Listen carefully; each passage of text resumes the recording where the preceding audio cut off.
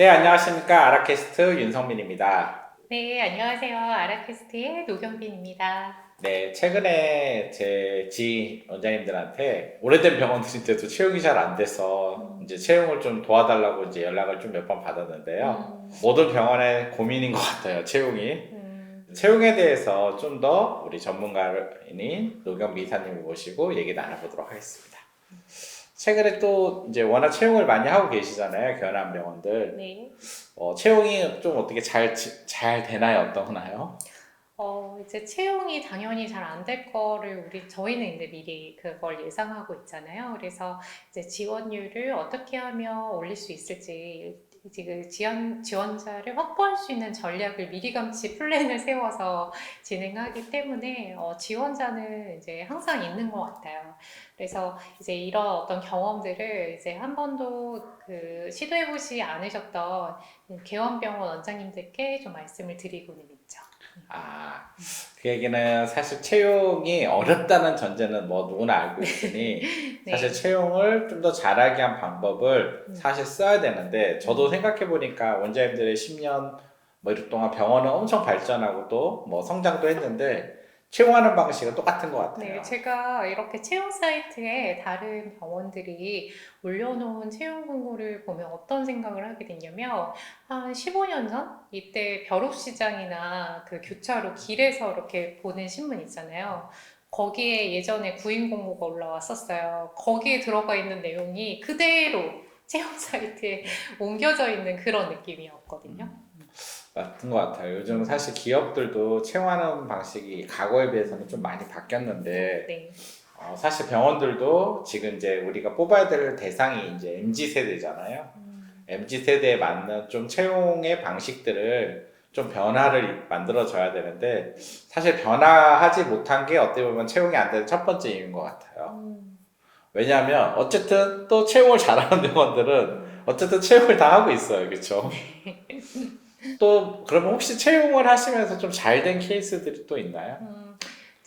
저희가 진행할 때 일단 전제가 지원자가 없을 거라는 전제로 이제 스타트를 하기 때문에 이제 두 가지 포인트에서 저희가 준비를 해요. 이제 첫 번째로는요, 지원자를 높이는 채용 공고안을 만들자. 그리고 두 번째는요, 지원자는 많은데 뽑기가 좀 힘든 그런 지원자만 몰리는 것도 문제잖아요. 그래서 뽑을 만한 지원자가 몰리게끔 하는 그런 채용 전략을 세우게 되거든요. 그래서 이제 첫 번째로는 이제 원장님과 이제 우리 병원에 적합한 인재라면 어떤 성향을 갖고 있는 이제 인재일 것이냐를 이제 먼저 정해요. 그래서 이제 우리 병원의 직원이라면 가지고 있는 이제 공통 역량인 거죠. 근데 그 공통 역량이 원장님이 없으시면 안 돼요.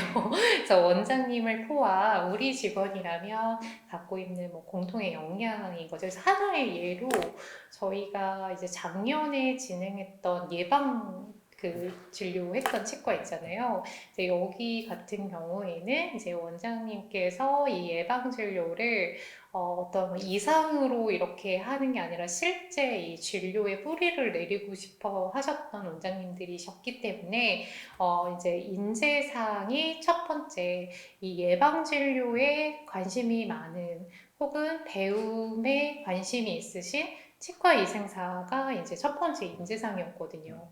그리고 이제 예방 진료라는 거는 이제 환자의 어떤 치료 이유에 대한 것들 그리고 뭐 올바른 칫솔질이라든지 이런 티칭할 때의 커뮤니케이션 기술이 굉장히 필요한 직무였기 때문에 이제 인재상 같은 경우가 이 전문성과 커뮤니케이션 그리고 사람 중심이었거든요.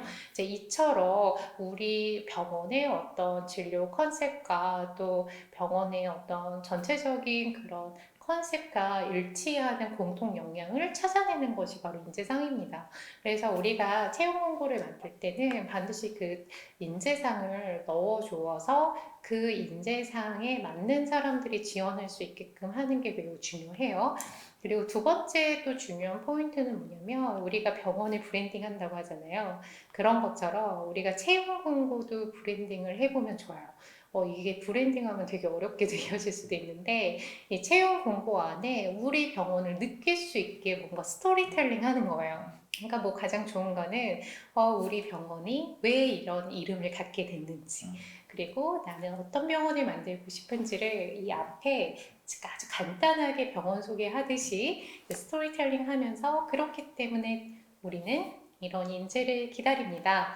이런 식으로 스토리텔링 하는 거예요. 재미없게 인재상, 복지 혜택 이렇게 하기보다는 말도 좀 친근하게 좀 워딩도 바꿔서 이렇게 채용 공고안을 만들면 확실히 조금 더 훨씬 더 집중이 잘 되는 효과가 있었던 것 같아요. 네. 지금 제가 들어보니까 이제 우리 이사님이 일단 지원을 많이 받아야 되잖아요. 그러니까 지원할 수 있는 좀 차별화된 좀 그런 게 필요한 거고 또 이제 지원을 하되 적합한 인재가 좀 지원할 수 있게 해야 되는 게 중요하다. 이게 두 가지가 핵심이라고 말씀을 주셨어요. 또 제가 이 첫 번째와 이 두 번째를 들어보니까 이제 개념적으로 가장 중요한 게 결국은 리더가 채용이 얼마나 중요한지 다시 한번 그 생각해내는 게 가장 중요한 것 같아요. 아까처럼 사실 마케팅 같은 경우 이제 직원 한 명 잘 찾는 게 사실 마케팅과 비교할 수 없이 중요하잖아요. 네. 예. 그런데 사실 우리가 뭐 마케팅 하거나 CRM 하거나 이런 거는 상당히 많이 또 신경을 쓰고 또 환자 좀 오는 거는 신경을 쓰는데 사실 그거와 비교할 수도 없을 만큼 중요하게 사람을 찾는데 내가 과연 얼마나 리더가 신경을 쓰고 고민을 하고 또 좀 더 한 명이라도 잘 찾기 위해서 또 어떤 노력을 하고 있는지 한번 생각해 보면은 제가 볼 때 아마 다들 별로 안 하는 것 같아요, 사실. 그러니까 제가 아이를 키우잖아요. 그런데 그러다 보니까 그런 맘카페에서 정보를 좀 찾아볼 때가 있거든요. 그런데 이 엄마들이 좀 많이 하는 얘기가 뭐 어떤 특정 병원을 얘기하면서 그 병원을 뭐 홍보하는 거 보고 갔더니 직원들이 너무 불친절하다. 이제 그 병원은 홍보만 너무 잘하는 병원인 듯 하니 가지 마세요. 이런 글들이 실제 있더라고요. 그래서 환자들은요, 이제 어떤 마케팅과 실제 내부의 어떤 서비스가 너무 좀 차이가 나면 약간 배신감 느끼는 것 같아요.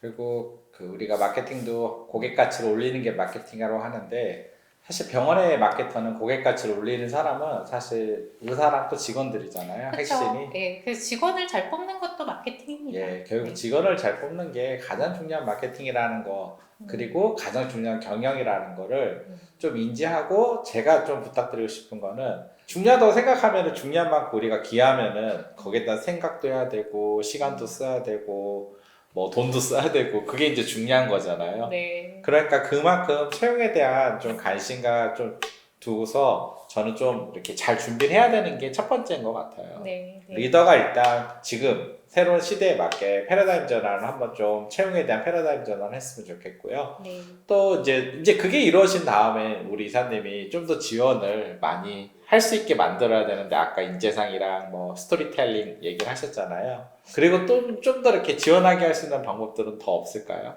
이제 최근에 100% 원장님들께 권해드리는 방법은요, 두 가지가 있는데요. 첫 번째는 블로그를 만들어라.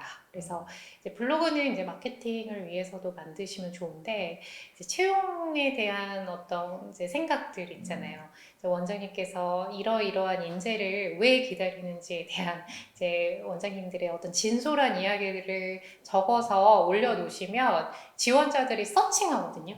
그러면, 이제 지원자들이 지원을 머뭇거리는 이유가 이제 뭐 몇 가지가 있는데 그중 하나는 리더를 좀 잘못 만날까봐 이런 것도 있어요. 그래서 좀 신뢰할 수 있는 정말 리더의 모습, 정말 진실된 병원을 만들고자 하는 모습들을 좀 진솔하게 써 내려가면 좀 지원자들이 거기에 좀 마음이 맞는. 제가 아까도 말씀드렸죠. 지원자를 늘리는 것도 중요하지만 뽑을 만한 지원자들로 늘리는 게 더 중요하거든요. 그래서 뽑을 만한 지원자들로 늘리는 어떤 방법 중에 하나가 블로그에 그런 인재에 대한 생각을 써 내려가시는 거고요. 두 번째는요. 여기서 제가 딱 아이디어가 생각났는데 듣고서 우리 대표 역시 채용, 아이디어 뱅크. 채용이 브랜딩이라고 했는데 네, 우리가 네, 네. 병원을 브랜딩하기 위한 블로그를 많이 하잖아요. 예. 병원들이. 근데 급여가나 이런 데들은 사실 뭐 블로그 마케팅을 안 하고 이제 대부분 지방에 있는 많은 병원들 아직 안 하고 있단 말이에요. 사실 블로그를 저도 이제 마케팅 개념으로 생각했는데 지금 이제 딱 듣고서 채용을만을 위한 블로그 의사에 그냥 HR 블로그를 만드는 거는 병원 블로거 만드는 것보다 어때는 더 중요하다 생각이 지금 번뜩 들었어요. 네, 그래서 이제 그렇게 블로그를 만들어서 잘 활용하시는 원장님들 중에는요, 거기에다 이제 개원하시고 나서 직원들이랑 막 같이 파티하는 모습도 그러니까요. 올리시고, 그리고 정말, 그런데 그거 이제 막 가짜로 만들면 안 되니까 정말 좋은 조직 문화를 만들려고 하신 노력이 뭐 당연히 첫 번째고요. 그래서 그렇게 나오는 어떤 결과물들을 놓치지 않고 이제 블로그에다가 잘 게시를 해놓으면 이것도 채용과 연결할 수 네. 있죠. 이제 이걸 딱 보면 원장님들이 뭐 이거 만들면 보겠어? 라고 하시는 혹시 원장님들이 있을 수 되게 있는데요. 많이 봐요. 예, 저희는 이 블로그를 해놓으면은 대부분 직원들이 사실 블로그 가서 그 글을 보고 조회수를 보면 알 수 있잖아요. 그래서 보고 이제- 온다는 거. 네, 그래서 직원들도 병원을 자기가 일할 좋은 병원 찾기 위해서 엄청 노력하고 있다는 거. 그러니까 원장님들께서 그렇게 블로그를 쓰면 그 링크 주소 있잖아요. 그거를 채용 사이트에 공고 올리실 때 가장 첫 번째 상단에 이 블로그를 읽어보시고 마음이 맞으시면 지원해 주세요라고 꼭 써놓으시면 좋아요. 그래서 그 블로그 링크 바로 링크 걸 수가 있거든요. 네. 뭐 100%다 보고 옵니다. 그래서 이제 제가 면접관으로 참여하는 경우가 많은데 이제 제가 면접관으로 참여할 때 지원자들한테 저희 병원을 지원하신 이유를 한번 들어볼까요? 라고 질문을 하면 거의 대부분 이제 블로그를 봤다. 근데 이제 뭐 거기서 한 5% 정도는 못 보고 왔다 하면서 그런 분은 거릅니다. 네. 네. 어떻게 보면은 이제 우리가 뭐 삼성이나 뭐 대기업들은 우리가 어떤 조직인지 어떤 일을 하는지 다 알잖아요. 사실 어떻게 보면 우리 작은 의원들 같은 경우는 사실 정보를 알 기회가 별로 없잖아요. 그렇죠. 이제 특히 개원 준비 중인 병원은 예. 더 없죠. 찾는 사람들조차도 사실 이제 그런 부분들을 잘 알고 싶은데 먼저 일단 잘 알고 싶은 부분을 잘 보여주는 어떤 지원자 예, 입장에서. 뭔가 이게 필요한데 그게 이제 가장 쉬운 게 이제 블로그라는 게 있는 것 같아요. 그래서 제가 앞으로 좀 안 되는 병원 원장님들이 채용이 오면은 제가 채용 블로그만 한번 만들어 보라고 할 것 같아요.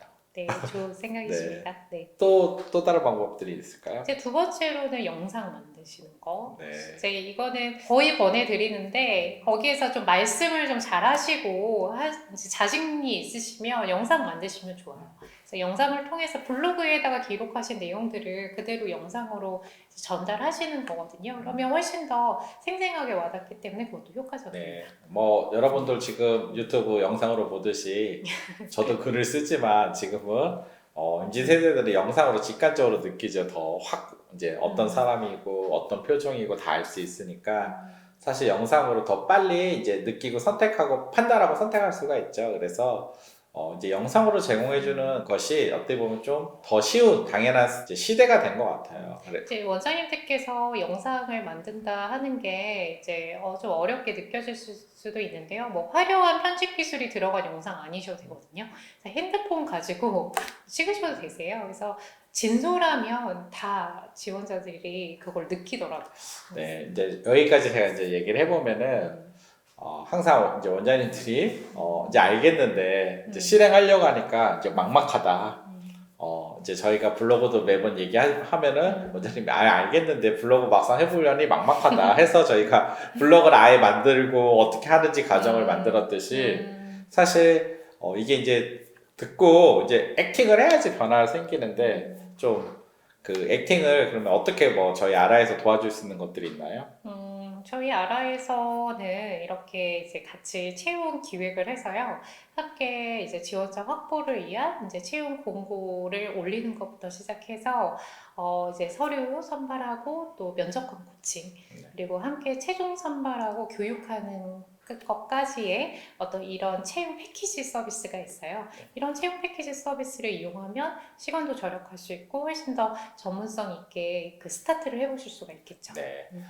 채용 공고문도 하나 좀 제대로 만드시고, 예, 그리고 또 그 안에 들어가는 컨텐츠도 좀 고민해서 전문가랑 브랜딩 될 수 있게 HR이 또 병원을 잘 보여줄 수 있게 만드시고, 그러한 내용들을 또 블로그 컨텐츠로도 원장님들이 잘 옮기는 과정도 하고, 또 아래 오셔서 안에 병원에서 이런 영상 채용 컨텐츠를 좀 잘 찍으면은 사실 똑같은 것 같아요. 이제 지원을 하는 사람들 입장에서도 아, 이 병원은 되게 좀 정성을 들이는구나. 좋은 사람을 찾기 위해서 정성을 들이는구나. 아, 요거 하나하나 이렇게 신경을 쓰는구나 하면은 마음이 갈 수밖에 없잖아요. 이게 인간관계, 사람 사는 게 경영이라는 게 제가 매번 사람을 이해하는 거라고 그러는데 똑같은 것 같아요. 관계죠. 예.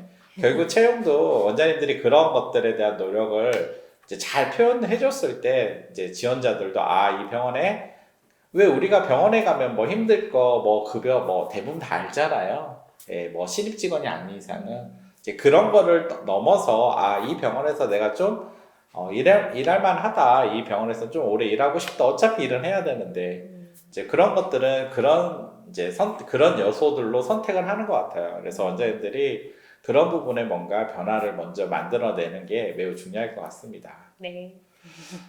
그리고 이제 두 번째 부분을 얘기하고 싶은데, 이제 시간이 많이 지나서, 네, 두 번째 부분은 다음 시간에 또 얘기해 보도록 하겠습니다. 네. 그러면 이번 그 채용을 좀 잘 할 수 있는 방법, 그 첫 번째 시간 여기서 마치도록 하겠습니다. 감사합니다. 감사합니다.